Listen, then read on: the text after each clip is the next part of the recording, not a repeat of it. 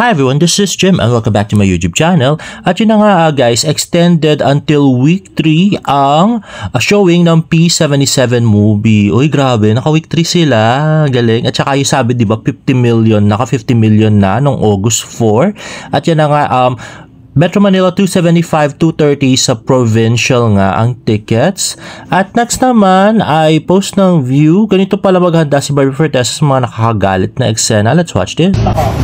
Actors go! Hey, you go sound! Hey, camera! Okay. Out sa dos. At next naman ay pa-block screening ng You Glow Babe. For the movie P77 with the CEO yata yun, I'm not sure. And yun nga, SM North and with the pretty Miss Barbie Fortesa. Ayan si Miss Giselle and Miss Barbie Fortesa sa block screening ng P77 movie. Ayan, so pretty and sexy Miss Barbie.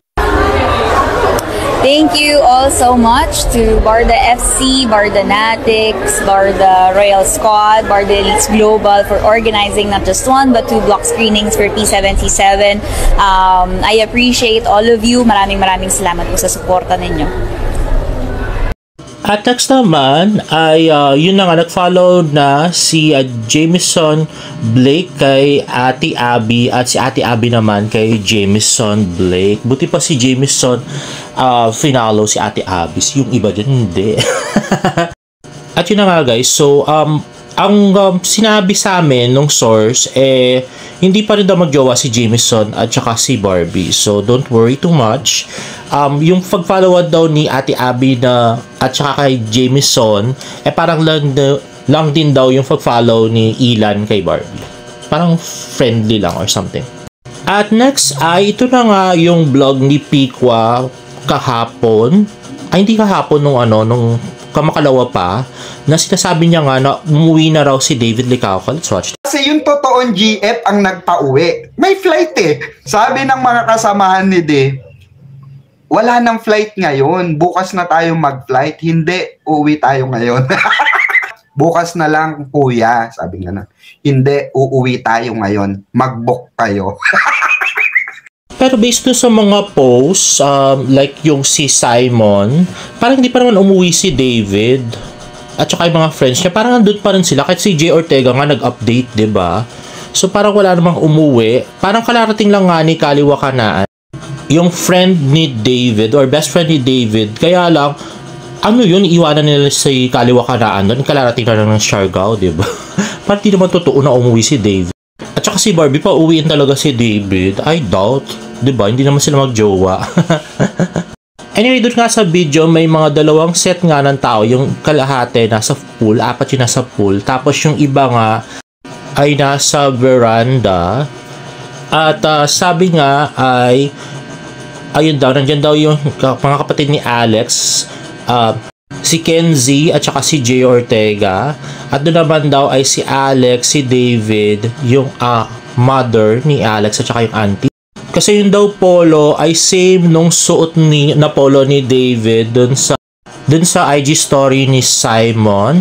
At ito naman post ni Jay Ortega. So pag zoom in mo doon sa side, para may dalawang naglalakad doon, boy at girl. At yan, 10 times zoom na yan. So medyo kakulay din daw nung polo ni David. Hindi natin sinasabing si David yon kasi naka 10 times zoom. Pero sabi sa akin nga, parang kakulay daw nung damit at short ni David. Anyway, ito galing kay Simon. At yan, more pictures. At next naman, ay grabe, ito yung malala. Biruin nyo, dinamay ni Pikwa si Joanne Pinote at yung ex ni David Licauco. At pamilya ng ex ni David Licauco tungkol doon sa Alex issue. Ay nako, let's watch this. Ito na ang kwento. Simulan na natin. Napag-alaman nga natin na merong gustong sumira talaga, gumante. Both side yan, kasi nga feeling nga nila nagamit sila. Especially dito sa side ni D. Kasi inikipuwera niya agad So ang nagre-revenge sa kanila, na gusto talagang makarevenge. Oo. Ang balita ko, etong relatives, etong side, oo, na mga alta presyon de kalidad. Hala, pikwa. Grabing akusasyon yan. Meron ka bang pang-backup dyan na na evidence? Hala, paano pag nademanda ka dyan, gaga?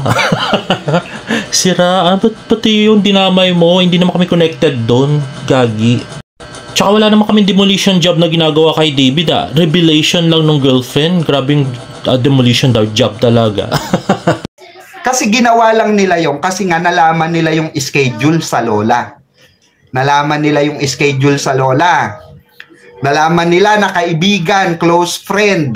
Nalaman nila close friend ng pamilya manalang ang pamilya likaw ko in terms of business. O, siyempre, Ha? Never naman namin nakausap yung lola. Di ba ang nagpag-chat pa nga do sa lola yung si Christine Casanova aka Barda United. Hindi man nga kami nakikipag-chat do sa lola, tapos sa lola ni Alex namin malalaman yung schedule. Grabe ka. Ay nako, nag-imbento ka na, pikwa. since gusto nilang makagante, 'di ba? Nung ex, 'di ba?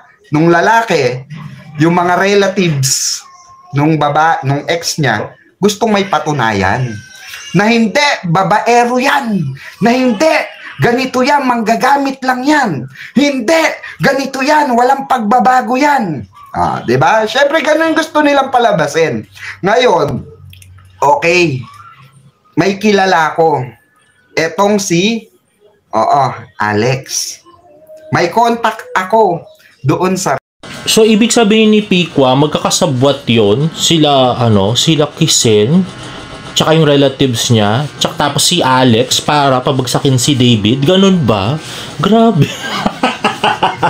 Saan niya nakuha yun? Pucha. Linawin ko lang ha. Hindi ganun ang purpose namin dito sa sa revelation na to, na pabagsakin si David. Hindi. Gusto lang namin i-reveal nga yung secret girlfriend, and besides that, gusto rin namin na matigil na yung pagpapadilulo sa mga fans.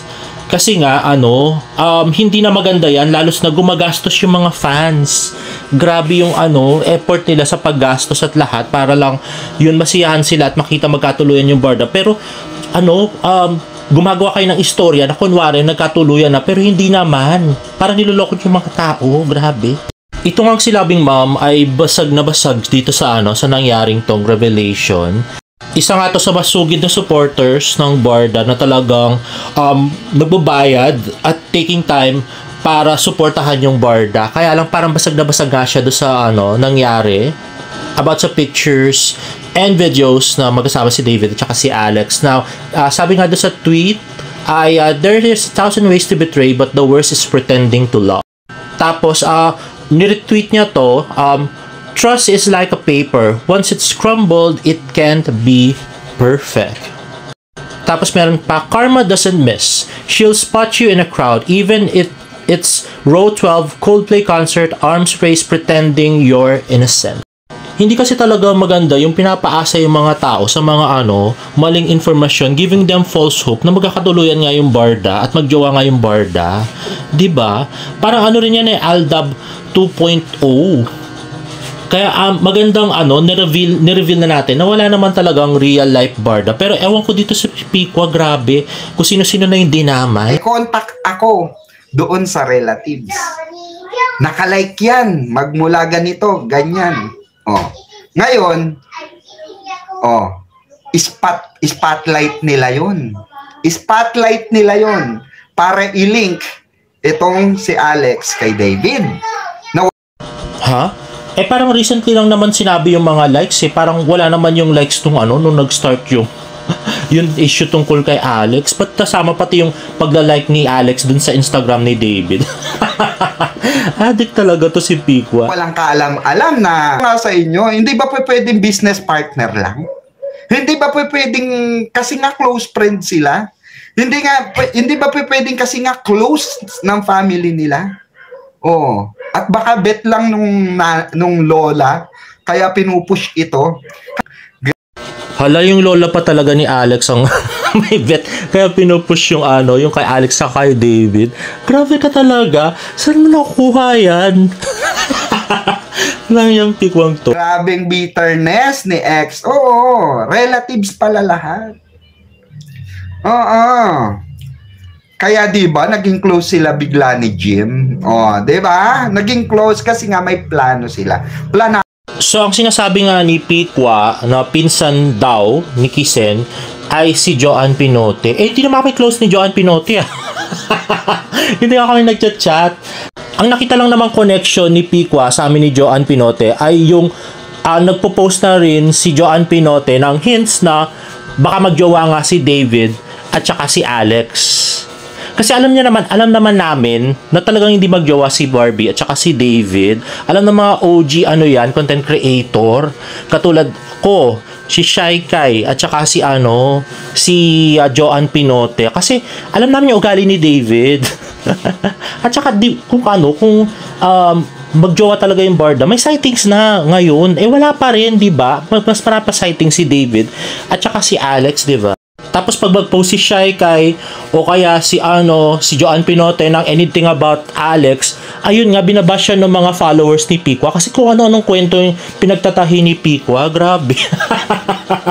Magkakasabot na kami ngayon lang yung Pikwang. Plakadong plakado, di ba? Hindi, kailangan nating makbawi. Nagliling kay Alex at kay David, mga galit kay David. Galit. Anong aasahan nyo? Anong aasahan nyo? Mga galit kay David na nagpapanggap na Barda fans. At yung isa pa nga doon, pinsan nung ex ni David. Ayun na nga. So si Joanne Pinote nga yung pinatatamaan niya. Eh yun nga pagiging magpinsan ni Joanne Pinote at saka ni Kisen, hindi pa tayo sure doon. Wala man kami nakuhang lead doon na kung magpinsan nga talaga sila. Ang alam lang namin ay pareho silang taga Pampanga. Pero yung yung magpinsan, hindi kami sure doon. Walang information about that. So pwedeng hindi totoo 'yon. Di ba? Okay, pa-thumbs up Sabi ko nga sa inyo, yung demolition nila palpak. Kasi nga sila ay relatives and friends nung ex. Gusto nilang makagante. So, lahat ng klase, kahit malalapit sa pamilya likaw ko, gagamitin nila yan para masira si David. Ganun nakasimple yun. Naku, grabe itong mga binitawan ni Pikwa. Libelous to, putya. Burn mo. Si Kisen, tsaka yung family niya, sisiraan daw si David. Tapos kasama pa kami ni Joanne Pinote. Kalukuhan to. Naku, wala man siyang ebidensya na mapapalitaw dito. Kasi, unang-una, hindi naman kami connected. Hindi naman kami naglabas ng issue, di ba? Hindi naman kami connected kay Joanne Pinote at hindi rin kami connected kay Kisen. Walang ano bang tawag doon? Walang trail, walang connection talaga, as in. Naku, kung mayaman na ako, pwede ko nang idemanda to si Pikwa. Ngayon din. Mga pinagagawa niya. Pero hayaan mo, Pikwa, makakarating ka rin talagang ipapublish namin to para makita ng lahat kung ano yung mga pinagsasabi mo na hindi naman totoo. Diyos ko, no? Hindi ka na ba natakot sa mga pinagsasabi mo? Yung sinasabi mo sa akin, or sa amin, na mag-aano ako sa seldang ganun. Baka sa yung mangyari sa mga pinagagawa mo, gaga ka. Pinagsasabi mo. Pati demolition job at saka tapos kung sino-sino pinagdadami mo, mga inosente. Si Kisen po, may jowang counselor. Hindi ka ba natakot doon? Napakalakas na ng pamilya ni Kisen sa Pampanga. Kasi nga may-ari yung family niya ay may-ari ng Pampangas Best at saka may-ari ng mga tindahan ng mga cars dito, Mitsubishi. Tapos yung jowa niya counselor ng Bulacan. Hindi ka ba natakot doon? Hindi mo pa inisip yun bago mo inimbento yung istoryang yan? Nangya ka? Pero mo, makakarating sa kanila na kung bahala na silang magdemanda sa'yo, nangya ka. Pati kung ano-anong pinagsasabi mo, hindi ka na nahiya para lang i-save yung pinagkakakitaan mo para hindi umalis yung mga followers mo na nabasag din do sa mga do sa mga pictures. Kung nag-iimbento ka na ng istorya, hindi ka na nahiya kung sino-sino yung pinagdadamay mo. Tapos pati si Alex ngayon, kinasangkapan daw nila kisin. Pati yung lola, di ba? Yung lola daw pinupush. Nangya ka? Ay nako.